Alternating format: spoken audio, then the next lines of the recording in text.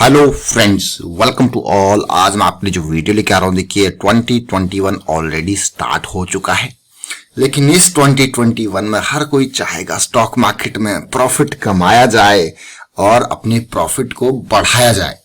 राकेश झुनझुनवाला जी के स्टॉक को देखते हैं, आपको यकीन नहीं होगा लेकिन ये सच्चाई है। राकेश झुनझुनवाला जी का ये स्टॉक 75 लाख शेयर्स राकेश झुनझुनवाला जी के पास यहाँ पे है।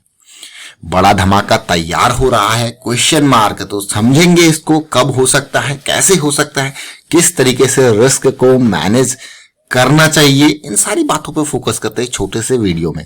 और आगे बढ़ने से पहले मैं आपको बता दूं, अगर आपने अब तक चैनल को सब्सक्राइब नहीं किया तो जल्दी से सब्सक्राइब कर ले, बेल आइकन को प्रेस कर ले, जिससे आपको नोटिफिकेशन आती रहेगी।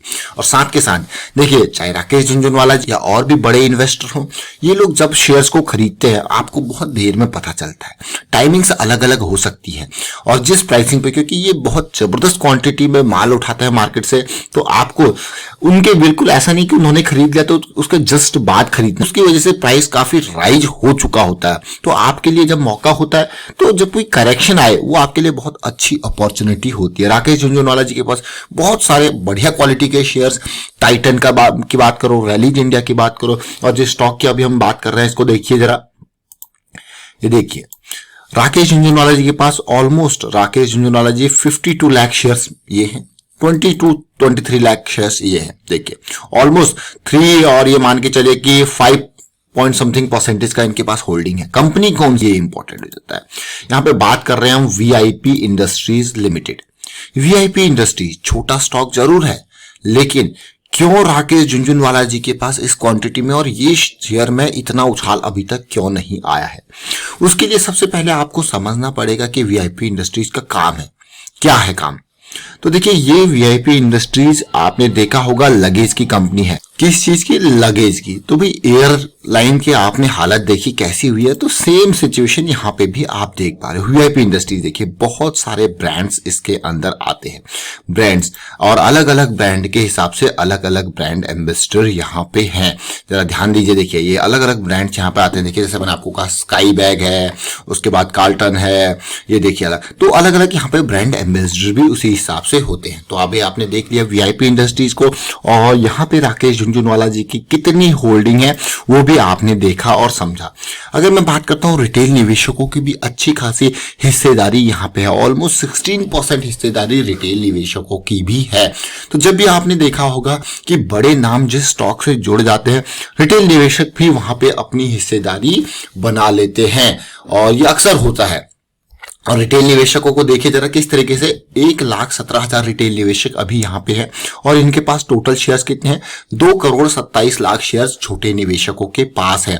और अगर मैं बात करता हूँ इंस्टीट्यूशनल होल्डिंग की, यानी कि म्यूचुअल फंड्स की अगर बात करता हूँ, तो म्यूचुअल फंड्स ने पिछले कुछ टाइम में इसमें धीरे धीरे करके खरीदारी की है। देखिए दिसंबर क्वार्टर के बाद मार्च क्वार्टर में जब शेयर गिरा था तो थोड़ा खरीदारी करी थी, जून में थोड़ा प्रॉफिट बुकिंग करी थी, उसके बाद सितंबर में फिर इस स्टॉक में खरीदारी करी है। ये देखिए, अब मैं अभी आपको टेक्निकल पे भी लेके चलूंगा, और ये स्टॉक हमारी जो रडार में आया उसका कारण भी बताऊंगा। उससे पहले जरा इसके प्रॉफिटेबिलिटी को देखते हैं, रेवेन्यू के ग्रोथ को देखते हैं।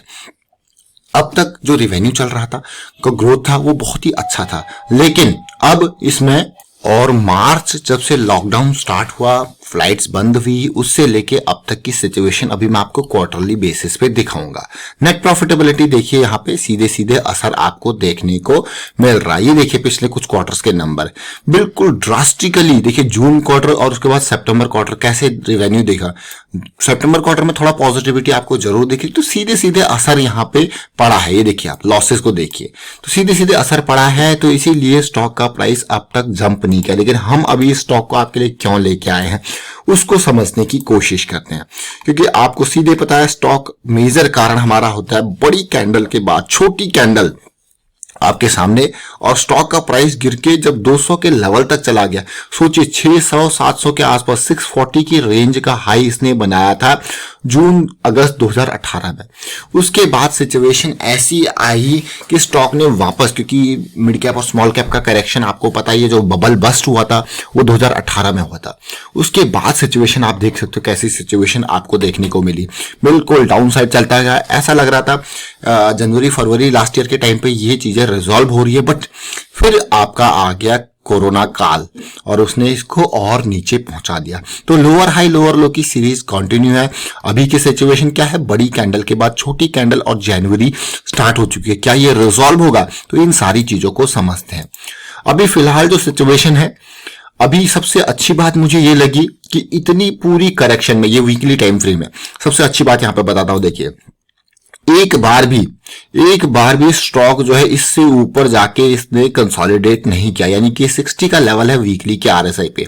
यहां पे देखिए प्राइस का रिजेक्शन, लेकिन फर्स्ट टाइम मैं ऐसा देख पा रहा हूं यहां पे प्राइस 60 के को पार किया, यानी कि एसिड एरिया में गया, उसके बाद करेक्शन हुआ और यहीं पे सपोर्ट ले रहा है, जो कि बहुत अच्छी बात होती है। अगर प्राइस के हिसाब से इसको देखो तो ये क्या बना रहा है, देखिए ये आपको करेक्शन और उसका रेजोल्यूशन दिखा रहा है, और swing weekly swing trade start हो रही है। तो इसीलिए ये स्टॉक इंपॉर्टेंट।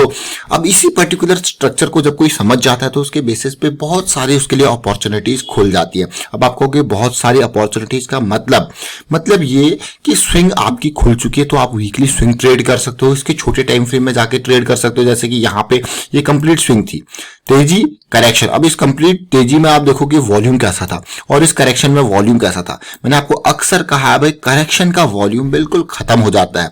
करेक्शन में जब वॉल्यूम होता है वो बिल्कुल ना के बराबर होता है, इसलिए ध्यान दें। और यहाँ पे रेगुलर बाइंग आप देख पा रहे होंगे कि वीकली बेसिस पे रेगुलर बाइंग आपको देखने को मिली, और बड़े जब भी खरीदारी हुई है तो बड़ी खरीदारी हुई है, और बेचने वाले ने माल थोड़ा थोड़ा करके बेचा है। और अब आप देखिए यहाँ पे करेक्शन रेजोल्यूशन, मतलब अपॉर्चुनिटी आपके सामने दिख रही है वीकली लॉन्ग टर्म बेसिस पे। देखिए लॉन्ग टर्म बेसिस पे, और स्टॉप लॉस डीप है। अब डेली की बात करते हैं। देखिए 21 दिसंबर, उसके बाद 22 दिसंबर की कैंडल आप देखोगे बिल्कुल कंप्लीटली जॉइंट का फॉर्मेशन, और इसका हाई क्रॉस होना मतलब जॉइंट।